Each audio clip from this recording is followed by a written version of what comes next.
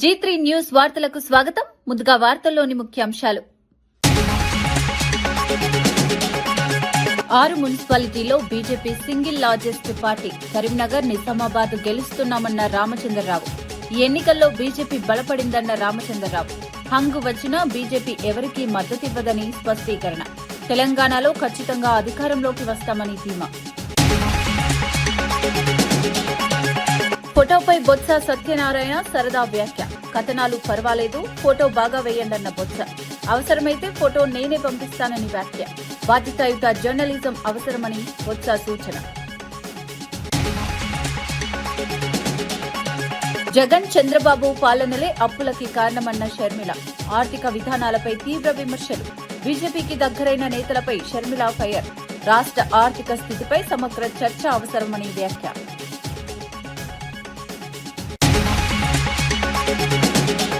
BRS మంచి ఫలితాలు సాధించింది. కొత్తగూడెంలో వారికి ఓపెన్ ఆఫర్ ఇచ్చామన్న కేటీఆర్. 30% పైగా స్థానాలు గెలుచుకున్నామన్న కేటీఆర్. కొత్తగూడెంలో సిపిఐ పార్టీకి మద్దతిస్తామని ఓపెన్ ఆఫర్ ఇచ్చామని వ్యాఖ్య. భారీ విజయం, ప్రజల ఆశీర్వాదమన్న బట్టి విక్రమార్క. 83 మున్సిపాలిటీల్లో కాంగ్రెస్ ఆధిక్యమని వెల్లడించిన బట్టి. అభివృద్ధికే ప్రజలు పట్టం కట్టారని వ్యాఖ్య. మరింత బాధ్యతతో పనిచేస్తామని బట్టి స్పష్టం. మున్సిపల్ ఎన్నికల ఫలితాలపై మంత్రి శ్రీధర్ బాబు స్పందిస్తూ తెలంగాణ బ్రాండ్ ఇమేజ్ ను దెబ్బతీయడమే అజెండాగా పెట్టుకున్న స్వార్థ రాజకీయ శక్తులకు ప్రజలు గట్టి చెంపపెట్టు తీర్పు ఇచ్చారని అన్నారు.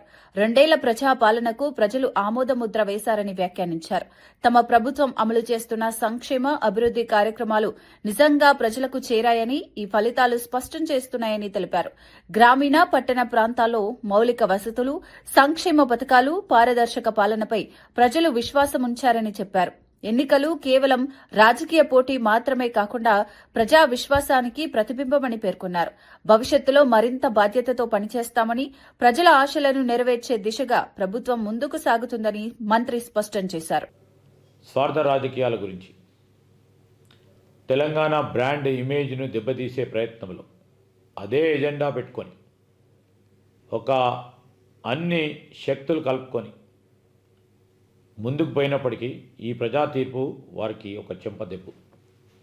ఒకవైపు రాష్ట్ర ఆర్థిక వ్యవస్థను గాడిలో పెడుతూ, మరోవైపు అభివృద్ధి, సంక్షేమాన్ని ప్రజల వద్దకు చేర్చాలనే మా ప్రభుత్వ సంకల్పానికి ఈ ఫలితాలు నిజంగానే నిదర్శనం.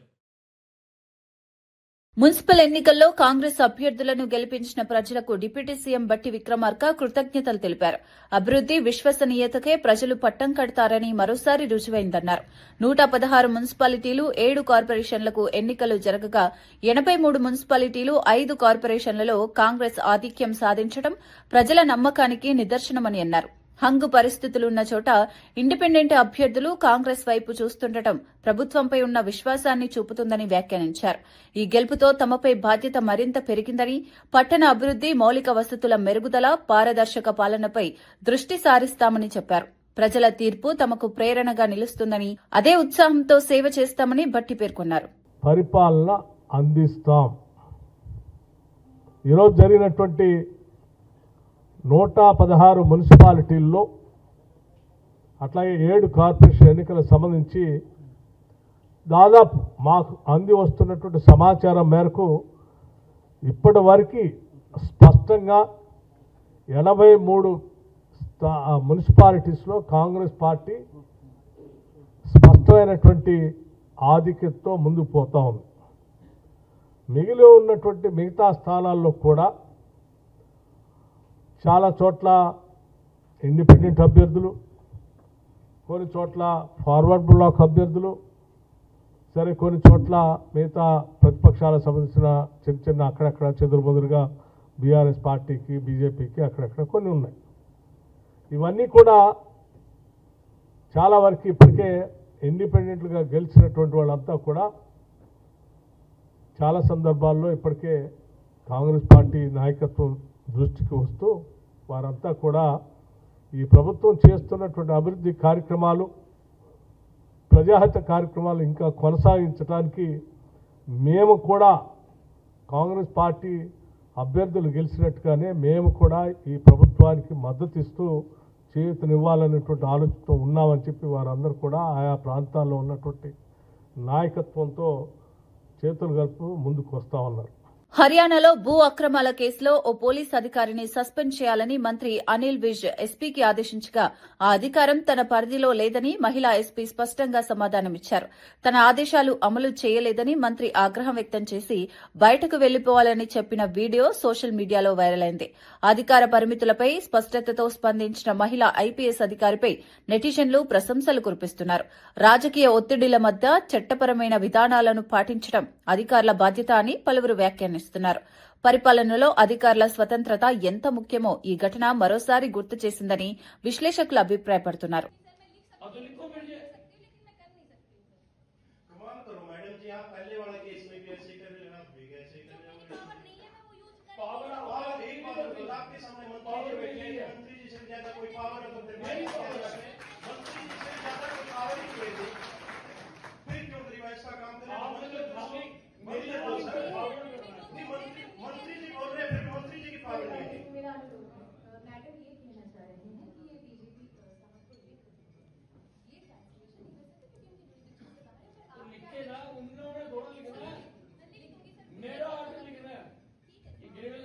मीटिंग के चेयरमैन अनिल विज ने ये आदेश दिए, इसको सस्पेंड किया।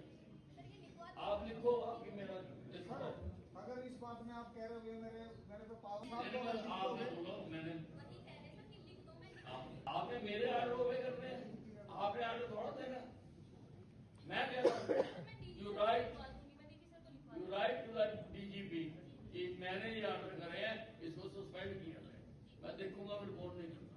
కరీంనగర్ కార్పొరేషన్లో బీజేపీ ప్రభావం చూపుతోందని కేంద్ర మంత్రి బండి సంజయ్ సంచలన వ్యాఖ్యలు చేశారు. గెలిచిన ఇతర పార్టీ అభ్యర్థులు కూడా సహకారం అందిస్తామని ఫోన్ చేస్తున్నారని తెలిపారు. వారి మద్దతుతో కరీంనగర్ అభివృద్దిని లక్ష్యంగా పెట్టుకుని ముందుకు సాగుతామని చెప్పారు. ఇకపై రాజకీయ విమర్శలకు దూరంగా ఉండి అభివృద్ది రాజకీయాలపై దృష్టి సారిస్తామని స్పష్టం చేశారు.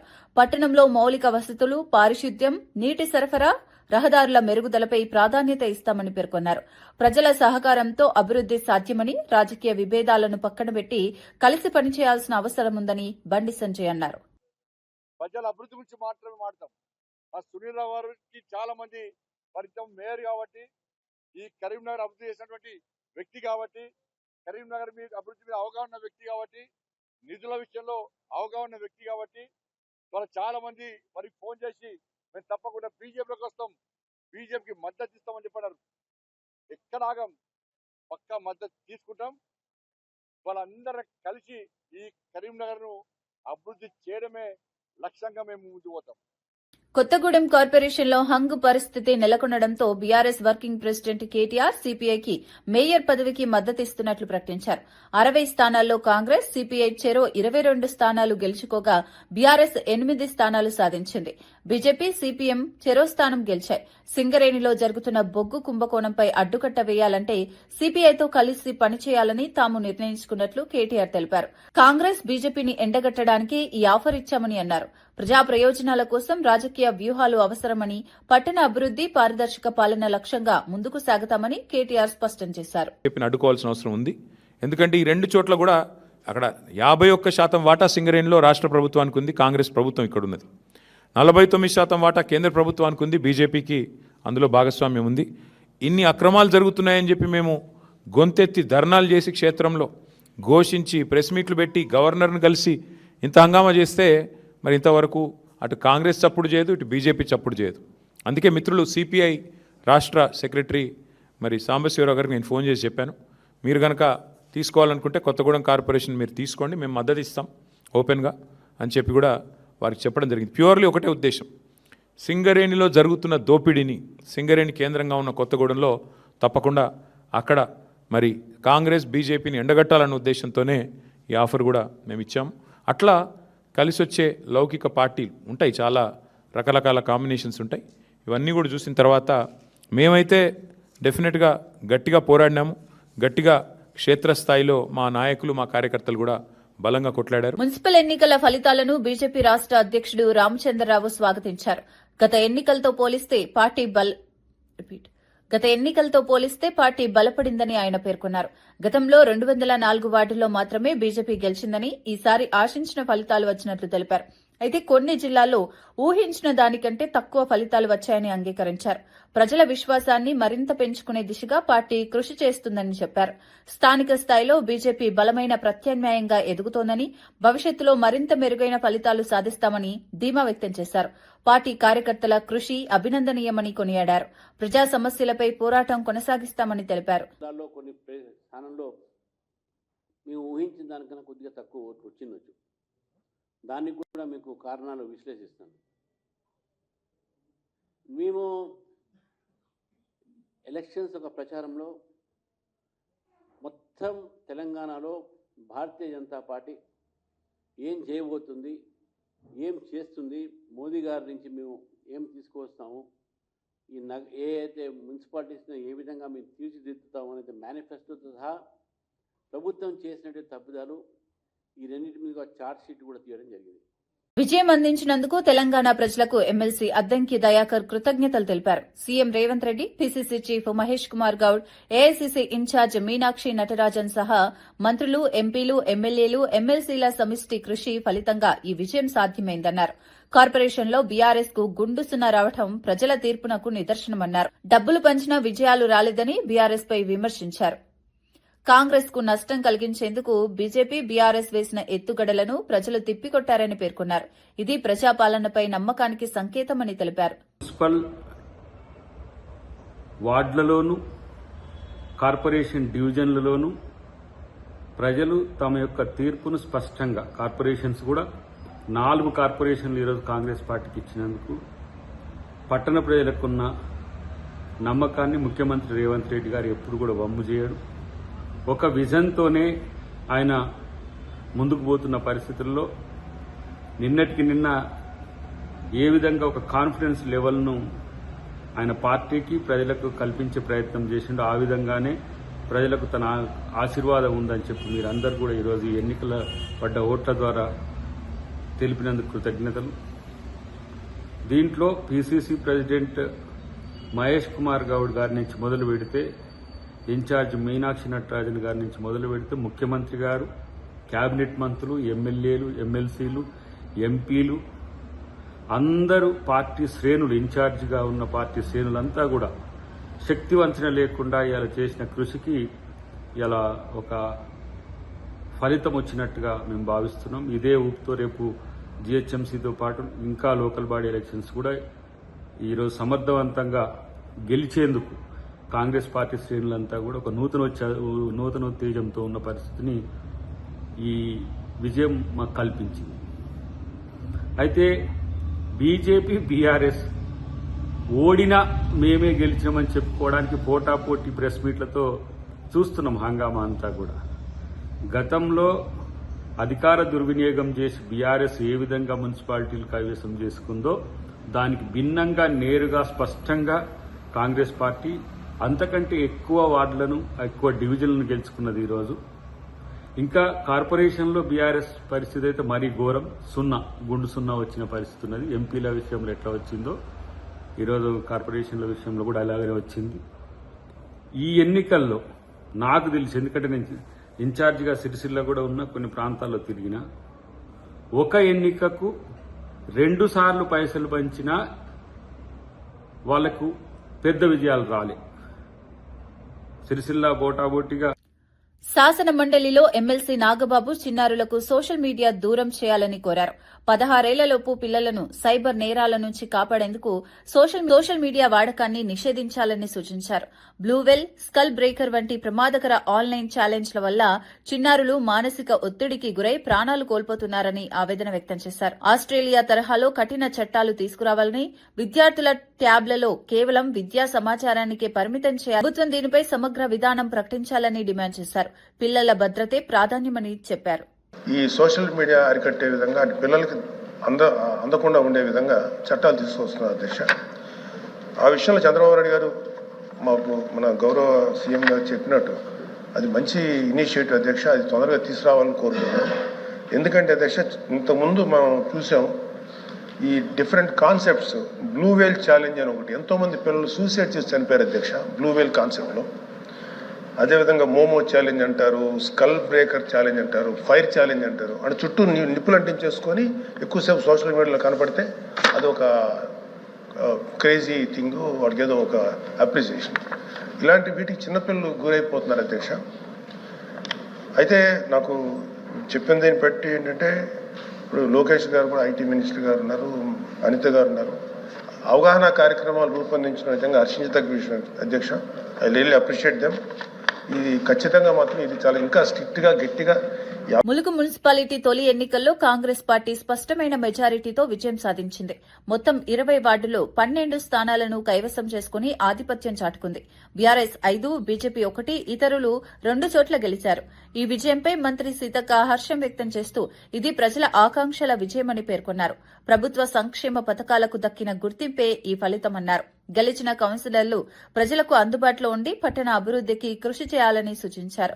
ప్రజా మద్దతుతో మరింత అభివృద్ది సాధిస్తామని కాంగ్రెస్ నేతలు ధీమా వ్యక్తం చేశారు.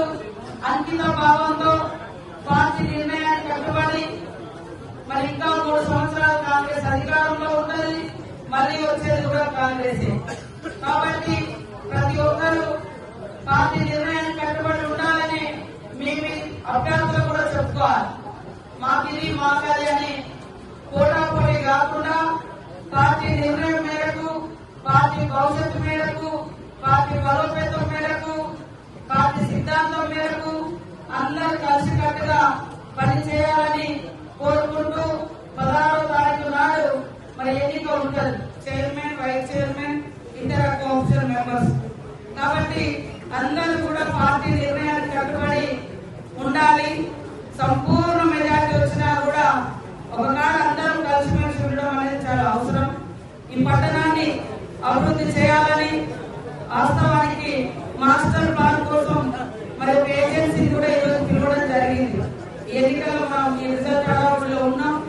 ఇప్పటికే మనము అంటే రిజల్ట్ తొందరగా అయిపోతే వేరే పని అనుకున్నాం, కానీ మరి కొద్దిగా డిలే అయినప్పటికీ కూడా నేను అందరికీ ఒకటే చెప్తున్నా, ఇక్కడ నాయకులకు కానీ గెలిచినటువంటి అభ్యర్థులకు కానీ పార్టీ పట్ల అంకిత భావం, సిన్సియారిటీ, గెలవ ముందు ఒక రకంగా, గెలిచిన ఒక రకంగా, సీట్ రాకముందు ఒక రకంగా, సీట్లు వచ్చిన ఒక రకంగా, ఇలాంటి అస్సలే చేయకూడదు. ఖచ్చితంగా అందరికి విప్పు కూడా జారీ చేస్తాం. తప్పుడు పనులు చేస్తే వాళ్ళ సభ్యత్వం కూడా పోతాం. కాబట్టి మరి ఎవరు ఇవాళ అక్కడ గెలిచినటువంటి వాళ్ళు కూడా మరి ఈ రోజు ఇద్దరు ఇండిపెండెంట్ కూడా ఉన్నారు. వాళ్ళందరూ కూడా గతంలో కానీ మొన్న కానీ మన పార్టీ టికెట్ అడిగినటువంటి వాళ్ళే. ఇంకో ఇతర పార్టీలలో మనం టికెట్ ఇవ్వకపోతే అటువై గెలిచినటువంటి వాళ్ళే.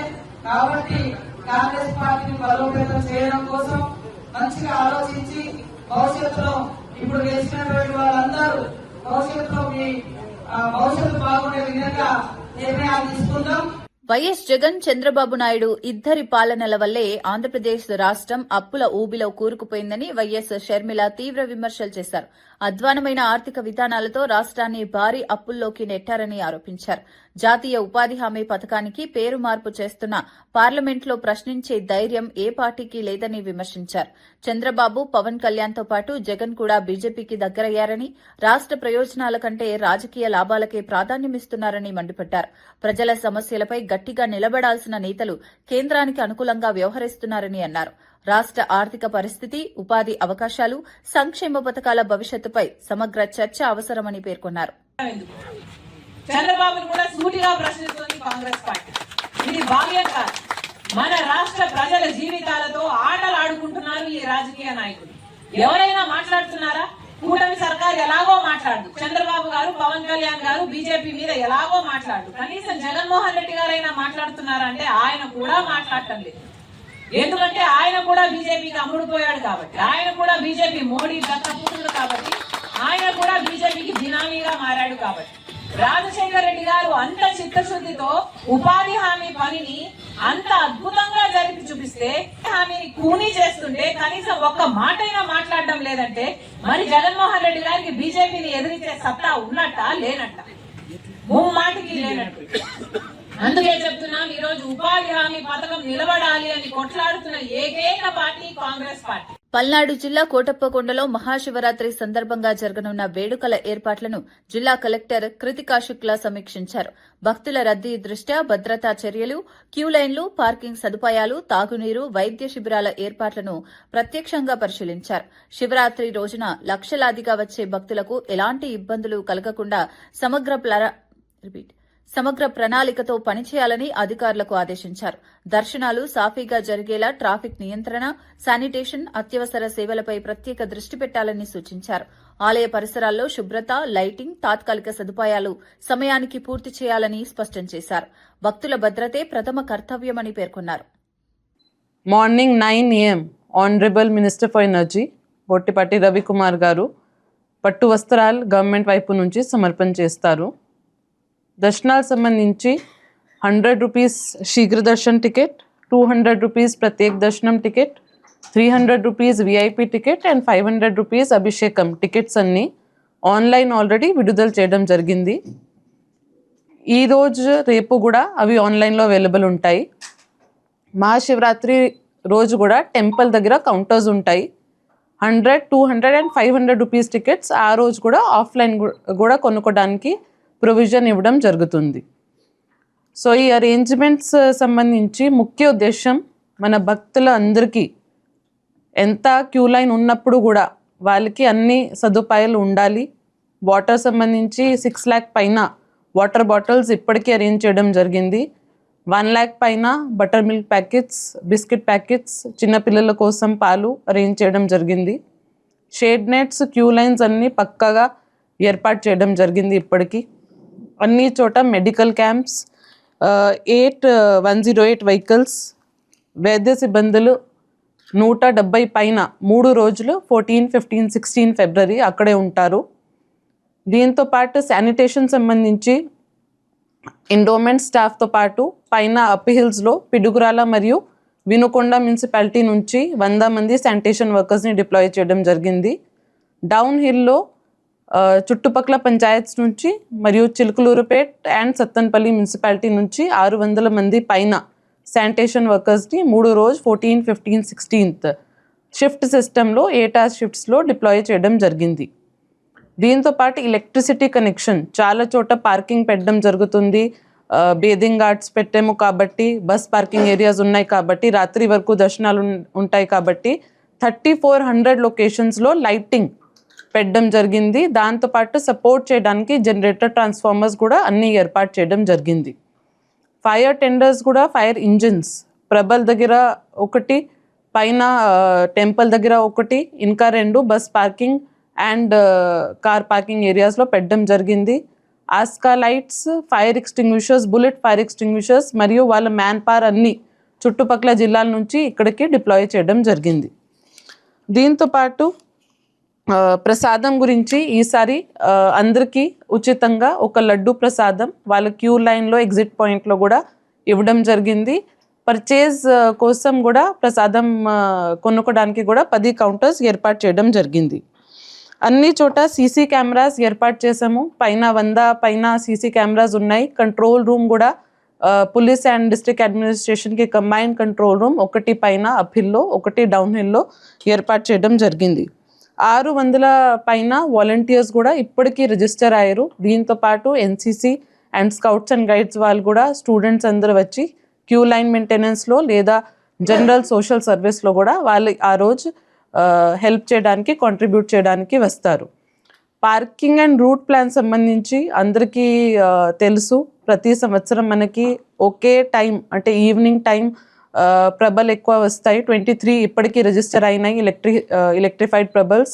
పిఠాపురం పాదగయ పుణ్యక్షేత్రంలో మహాశివరాత్రి మహోత్సవాలు ఘనంగా ప్రారంభమయ్యాయి. డిప్యూటీ సీఎం పవన్ కళ్యాణ్ తరపున డీసీసీబీ చైర్మన్ తుమ్మల బాబు, మాజీ ఎమ్మెల్యే పెండెం దొరబాబు పట్టు వస్త్రాలు సమర్పించారు. మహాశివరాత్రి సందర్భంగా ప్రత్యేక పూజలు, అభిషేకాలు, రాత్రి జాగరణ కార్యక్రమాలు నిర్వహించనున్నారు.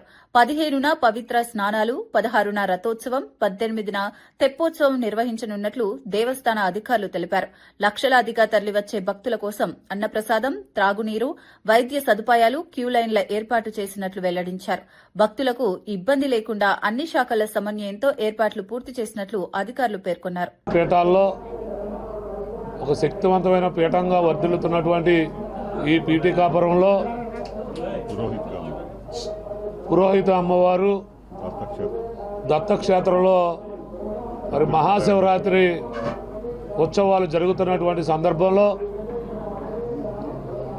డిప్యూటీ సీఎంగా పిఠాపురం స్థానిక శాసనసభ్యులుగా ఉన్నటువంటి పవన్ కళ్యాణ్ గారి తరఫున ఈరోజు అమ్మవారికి అయ్యవారికి కూడా ఈరోజు పట్టు వస్త్రాలు, పువ్వులు, పండ్లు పవన్ కళ్యాణ్ గారి తరఫున మరి 5 మెన్ కమిటీగా ఉన్నటువంటి మేము కానీ మరి ఈరోజు ఉత్సవ కమిటీ కూడా వేసుకోవడం జరిగింది. ఆ ఉత్సవ కమిటీ సభ్యులు, కూటమి నాయకులు అందరూ కలుపుకొని ఈరోజు ఈ శివరాత్రి వేడుకల సందర్భంగా స్వామివారికి. వార్తలు ముగించే ముందు ముఖ్యాంశాలు మరోసారి. ఇవి 6 మున్సిపాలిటీలో BJP single largest party. Karimnagar, Nizamabad గెలుస్తున్నామన్న రామచంద్రరావు. ఈ ఎన్నికల్లో బీజేపీ బలపడిందన్న రామచంద్రరావు. హంగు వచ్చినా బీజేపీ ఎవరికీ మద్దతివ్వదని స్పష్టీకరణ. తెలంగాణలో ఖచ్చితంగా అధికారంలోకి వస్తామని ధీమా. ఫోటోపై బొత్స సత్యనారాయణ సరదా వ్యాఖ్య. కథనాలు పర్వాలేదు, ఫోటో బాగా వేయండన్న బొత్స. అవసరమైతే ఫోటో నేనే పంపిస్తానని వ్యాఖ్య. బాధ్యతాయుత జర్నలిజం అవసరమని బొత్స సూచన. జగన్, చంద్రబాబు పాలనలే అప్పులకి కారణమన్న షర్మిల. ఆర్థిక విధానాలపై తీవ్ర విమర్శలు. బీజేపీకి దగ్గరైన నేతలపై షర్మిల ఫైర్.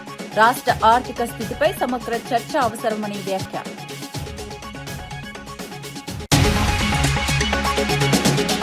బీఆర్ఎస్ మంచి ఫలితాలు సాధించింది. కొత్తగూడెంలో వారికి ఓపెన్ ఆఫర్ ఇచ్చామన్న కేటీఆర్. 30% పైగా స్థానాలు గెలుచుకున్నామన్న కేటీఆర్. కొత్తగూడెంలో సిపిఐ పార్టీకి మద్దతిస్తామని ఓపెన్ ఆఫర్ ఇచ్చామని వ్యాఖ్య.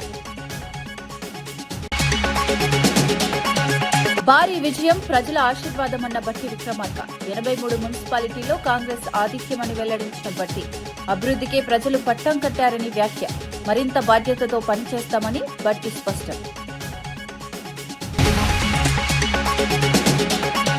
ఈనాటి వార్తా విశేషాలు.